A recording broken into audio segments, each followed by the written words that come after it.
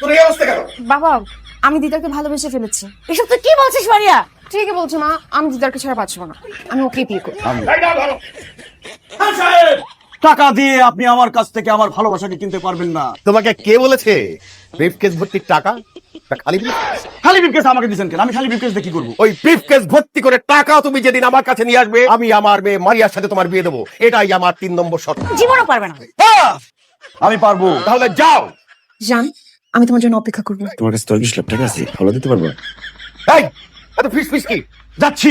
দোস্ত, আমার ছোট্ট একটা হেল্প লাগবে। আমরা তুই আমার আগে করবি না, 1 না 1000 হেল্প করুম। হেল্প করতে হইব, তুই কেন আমারে ক? দোস্ত, আমার কিছু টাকা লাগবে। টাকা লাগবো? এই ব্রিফকেসটা ভরতে যত টাকা লাগবে তত টাকা লাগবে।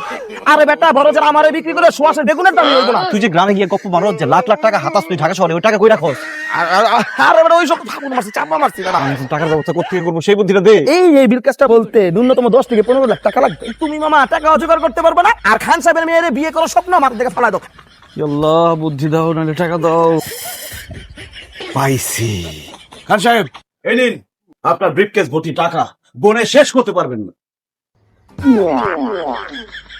10 টাকা, 20 টাকা, 1 টাকা, 5 টাকার কয়েন। আমরা 500 টাকা, 1000 টাকা নোটকেও টাকা বলি, 1 টাকা 2 টাকার কয়েনকেও টাকা বলি। এখন সেখানে 1 টাকার কয়েন আছে নাকি 2 টাকার কয়েন আছে, সেটা তো আমার দেখার বিষয় না। খান সাহেব, আপনি কিন্তু এক কথার মানুষ।